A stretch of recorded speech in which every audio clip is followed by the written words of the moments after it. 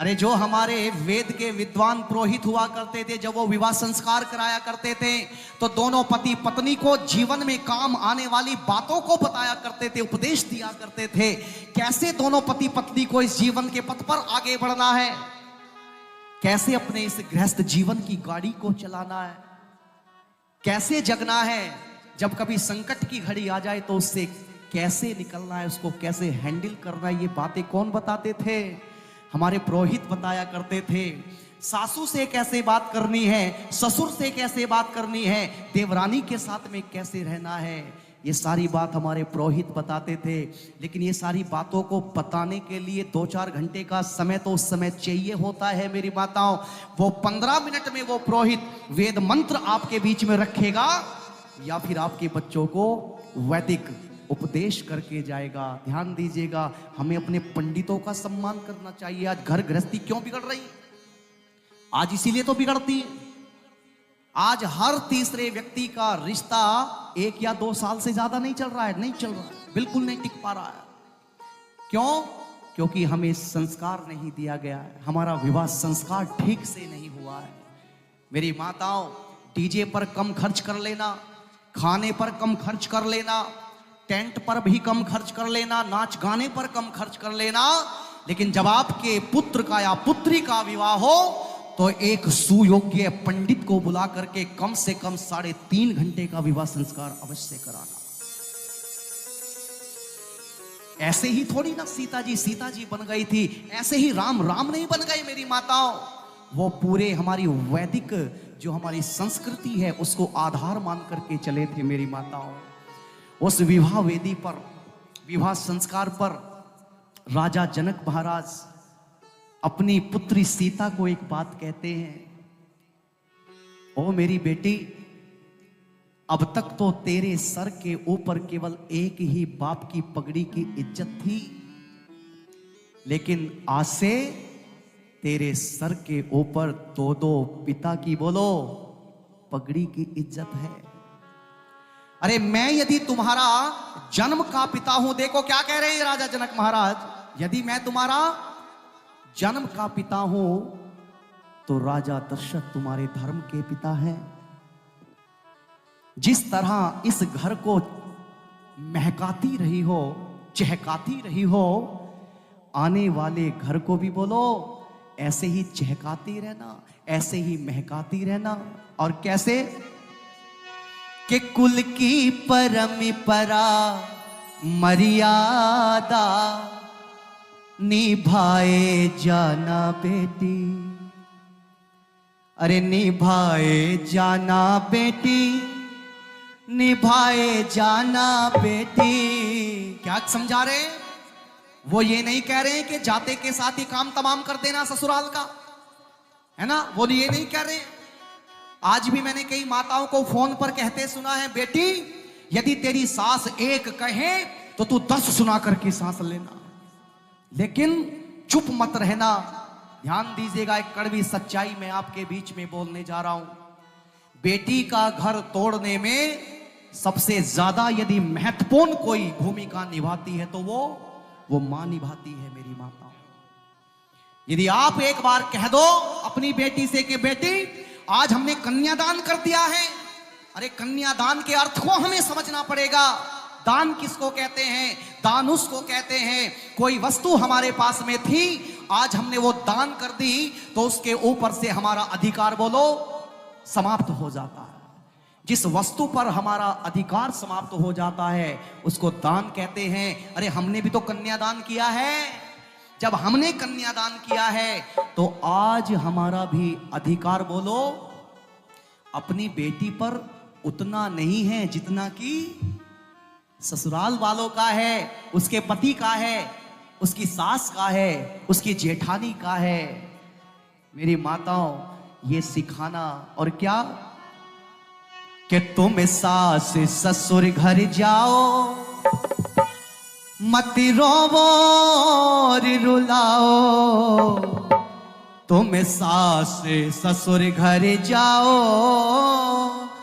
मत रोवो और रुलाओ, कि अपने बचपन का संसार भुलाए जाना बेटी, अपने बचपन का संसार भुलाए जाना बेटी, कुल की परंपरा मर्यादा निभाए जाना बेटी, कुल की परंपरा मर्यादा निभाए जाना बेटी। और कहा तुम सुबह सवेरे जगना, सब काम समय पर करना, तुम सुबह सवेरे जगना, सब काम समय पे करना।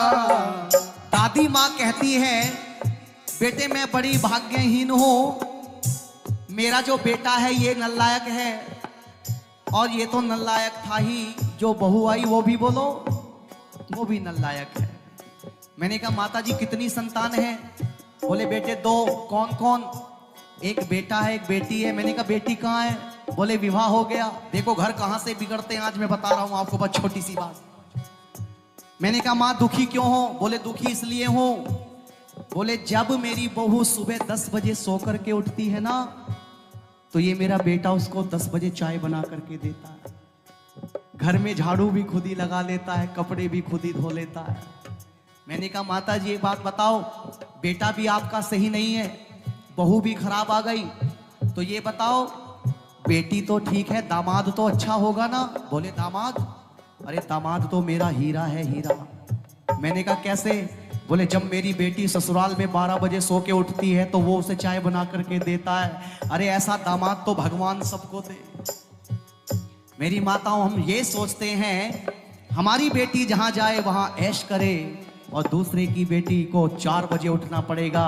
ध्यान दीजिएगा ये धारणा भी गलत साबित होती है, लेकिन शिक्षा जरूर दिया करो क्या कि तुम सास ससुर तुम सुबह सवेरे जगना, सब काम समय पर करना, तुम सुबह सवेरे उठना, सब काम समय पे करना, उत्तम भोजन कर तैयार खिलाए जाना बेटी, उत्तम भोजन कर तैयार खिलाए जाना बेटी, कुल की परंपरा मर्यादा निभाए जाना बेटी, कुल की परंपरा मर्यादा निभाए जाना बेटी। और कि मत पत्थर पूजा करना, मत भेंट प्रोत से डरना, मत पत्थर पूजा करना, ना भूत प्रेत से डरना। आज किससे डरते हैं हम? भूत प्रेत से। आप भी डरते हो मेरी माता? डरते हो भूत से? डरते हो? आपके यहाँ जो भी भूत हो ना, जितना भी बड़ा भूत हो, कोई जिन्न हो है ना, कोई छलावा हो, तो मैं अभी आपके बीच में 5 दिन हूं, ठीक है? कोई ओपरी हो है ना, कोई घायल छोड़ देते हैं इसके ऊपर छोड़ दो, तो मैं अभी 5 दिन आपके बीच में हूं। जो भी बड़ा भूत हो, जो छलावा हो, जो प्रेत हो, और मैं अपने कमरे में अकेला ही रहता हूं, मेरे ऊपर छोड़ सकते हो, ठीक है? आपका नुकसान नहीं होगा, जो होगा वो मेरा होगा, मैं देख लूंगा। हमें आज तांत्रिकों के माध्यम से आज बहकाया जाता है। हमारे आदरणीय पीटीआई साहब कह रहे थे कि आज भी हमारी बेटी डर के मारे पैरों में काला धागा बांध करके घूमती हैं।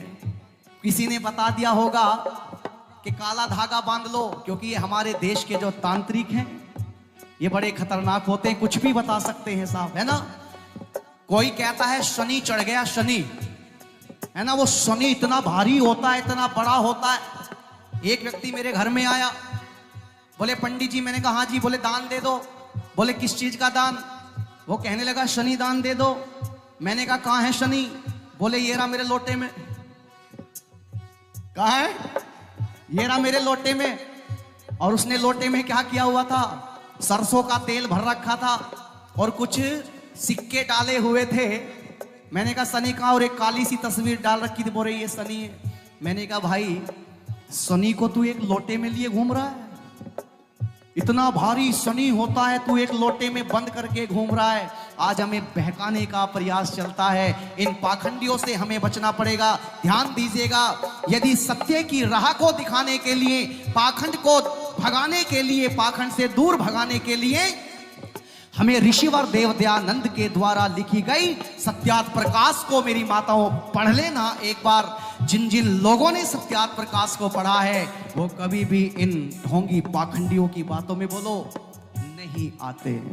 इसलिए तो यहां लिखा, मत पत्थर पूजा करना, मत भूत प्रेत से डरना, मत पत्थर पूजा करना, मत भूत प्रेत से डरना। अरे मत पत्थर, इस वाक्य को मेरे साथ में बोलेंगे तो आनंद आएगा। मत पत्थर पूजा करना, मत भूत प्रेत से डरना, मत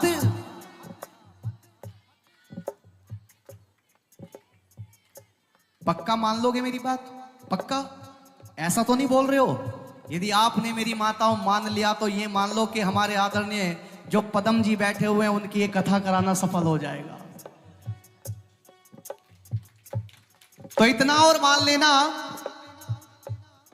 कि मत पत्थर पूजा करना, मत भूत प्रेत से डरना। घर में संध्या, वो घर में संध्या हवन प्रचार कराए जाना बहना। घर में संध्या हवन प्रचार कराए जाना बहना। घर में संध्या हवन प्रचार कराए जाना बहना। कुल की परंपरा मर्यादा निभाए जाना बहना। रे कुल की परंपरा मर्यादा निभाए जाना बहना। आज वो विवाह संस्कार मेरी माताओं, धर्म प्रेमी भाइयों बहनों संपन्न हो गया है और भगवान राम और लक्ष्मण का विवाह, बोलो राम का विवाह मैया सीता के साथ में और लक्ष्मण का उर्मिला के साथ में और राजा जनक के छोटे भाई कुशध्वज की दो पुत्रियां मांडवी और श्रुतकीर्ति का विवाह किनके साथ में हुआ? भरत और शत्रुघ्न के साथ में हुआ। आज राजा जनक हाथ जोड़ कर के खड़े हुए हैं, उस बारात को विदा कर रहे हैं और राजा दशरथ महाराज पूरी बारात को लेकर के, चारों पुत्रों और पुत्र वधुओं को लेकर के मेरी माताओं पूरे ब्राह्मणों के और पुरोहितों के समाज को लेकर के आज अयोध्या में वापस आ जाते हैं और अयोध्या में थालियों को सजाए और अपनी नई नवेली बहुओं के सम्मान के लिए, उनके सत्कार के लिए कौन खड़ी हुई है? बोलो कौन खड़ी हुई है? स्वामी जी कह रहे हैं तीनों माताएं आज थाल को सजा करके खड़ी हुई हैं। अरे आज भी खड़ी होती हैं क्या मेरी माताएं? होती हैं क्या?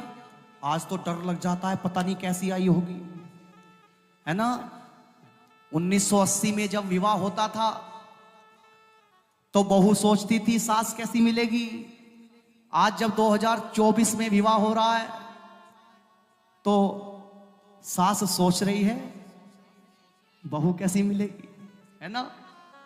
तो ये तो चल रहा है सब आंकड़ा एक दूसरे के, जो आज हमने किसी के साथ में किया है कल हमारे साथ भी बोलो वो होगा।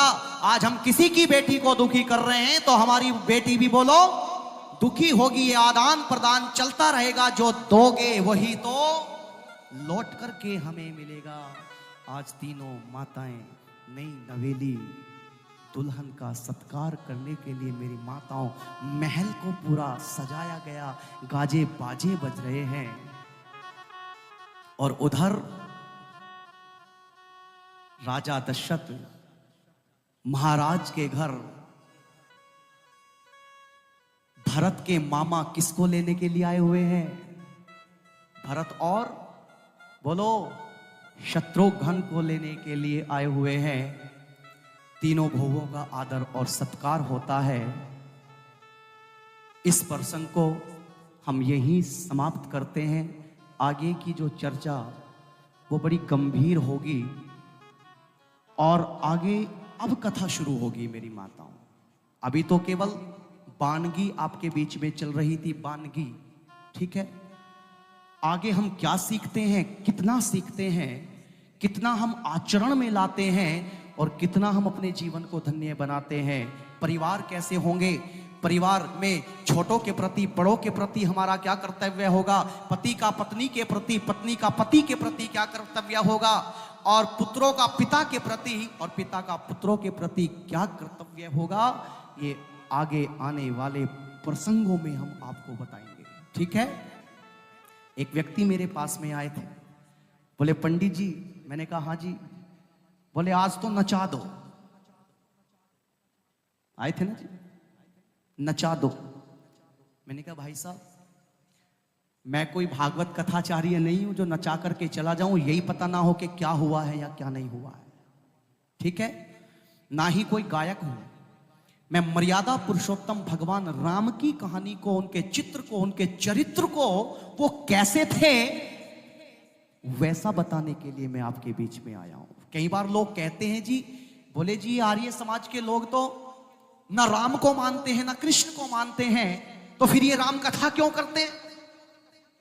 मैंने कहा भाई साहब सुनो, हम में और आप में केवल एक अंतर है कि आप राम को मानते हो, हम राम की मानते। आप कृष्ण को मानते हो और हम कृष्ण की मानते हैं। आप भागवत के कृष्ण को मानते हो और हम महाभारत के कृष्ण को मानते हैं। इसलिए मेरी माताओं, ये आज का प्रसंग यही समाप्त होता है।